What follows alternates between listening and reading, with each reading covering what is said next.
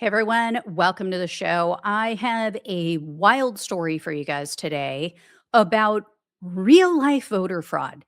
Actual tried and true alleged voter fraud that took place and is being covered up or was covered up by Donald Trump's Justice Department on behalf of one of his allies.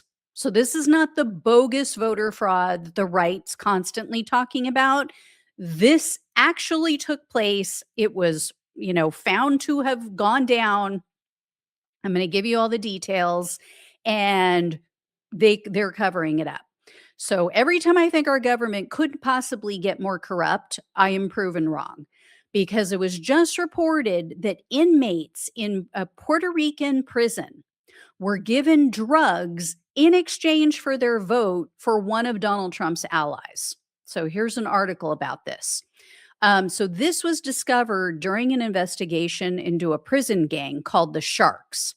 And the people who committed this crime could have faced up to 2 years in prison and fines of up to $250,000.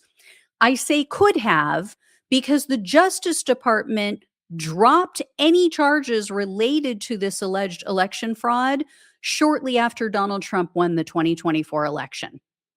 And I'll explain why. So this was technically still Biden's DOJ, but this was done in anticipation of Trump taking office because one person who was involved in this investigation said this, quote, "Before the election, it was definitely full steam ahead. After the election, that all changed." So Joe Biden's Justice Department was going to prosecute actual election fraud. Donald Trump wins the nomination, or not the nomination, wins the election in 2024. And the Justice Department, even before he takes office, they're like, yeah, this involved one of his allies, so we're just going to sweep this under the rug. So here's how this all came about. According to a news outlet, which I'll bring this up for you so you guys can see it, it says, to the narcotics agents investigating drug smuggling in Puerto Rico prisons, it seemed at first like a typical scheme. Associates of an inmate gang sneaking drugs into the prison, gang members distributing them inside, and bank records showing the money flowing. Then the agents discovered something unusual. So they went on to say this.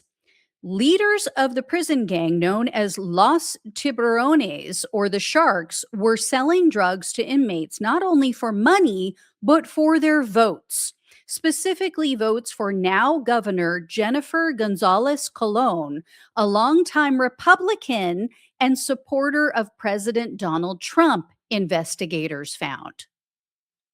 So the report goes on to explain the gang leaders were using the threat of violence and the withholding of the drugs from these addicted inmates, and they were forcing them to comply and vote for Gonzalez-Colon. Now, for people saying, well, but they're inmates, how are they going to vote? Well, some states do allow inmates to vote, and Puerto Rico is one of them. So the prosecutors had all kinds of evidence. They had plenty of evidence against these gang members, as well as prison staff that was helping them. Apparently, what they were doing is they were using drones to drop drugs onto the prison grounds, and then the guards were collecting it and taking it to these gang members within the prison, or giving it directly to the inmates. So they knew about it. A lot of the prison guards, or some at least, knew about it. Well, when they officially filed charges in December of 2024, so a month after Donald Trump won the election, they excluded any mention of the election fraud charges. So, or I shouldn't say any mention, they excluded the charges. So they filed a 34-count indictment, but only for drug distribution resulting in death, money laundering, and possession of a firearm. So they mentioned this drugs for vote scheme. They mentioned it in the indictment, But according to there were like 4 people who were involved in this case and spoke with the media. They said that a DOJ supervisor told the lead prosecutor, "Don't pursue any of those charges. Do not pursue any of the election fraud charges." And the ultimate decision was made by a US attorney for the District of Puerto Rico who, oh, what do you know? He just happened to have been appointed by Donald Trump back in 2019. So this is just blatant favoritism, blatant corruption, because Trump apparently congratulated Gonzalez Colon on her win. He called it a quote unquote resounding victory, which, like, how do you even stand there with a straight face knowing that either you or people connected to you allegedly paid off felons with drugs to vote for you? And she's like, "Oh, yes, I'm the winner. Yeah, look at me. I'm so great."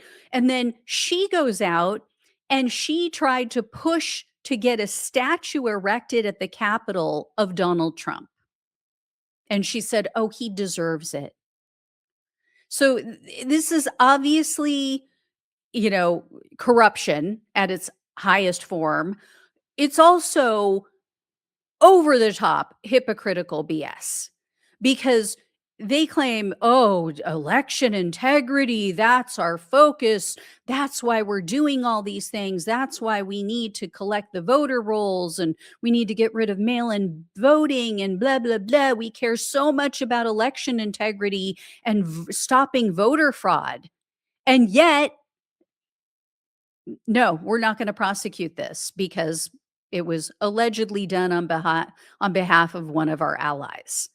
I mean, think about it. Trump even had Tulsi Gabbard of the Department of National Intelligence, okay, the DNI, seize voting equipment, seize voting machines from Puerto Rico last year to try to push his false narrative about the 2020 election and it being stolen. And yet, when it comes to actual election fraud, actual election manipulation that favors one of his allies, nothing to see here. Move on. I mean, par for the course with this sociopathic liar, right? Anyway, I'm sure we won't hear about this on Fox News. I mean, we haven't even heard about it on the left mainstream media. So yeah, no chance it's going to make it to Fox and the MAGA Kool-Aid cult. Anyway, there you go, guys. I will let you know if I hear any more on this, but that about sums it up. All right. Thank you again. Love you all. Please like, share, and subscribe to the channel. If you have not, please donate if you possibly can. It really helps to keep the show going. Love you all again. Take care. Talk with you soon.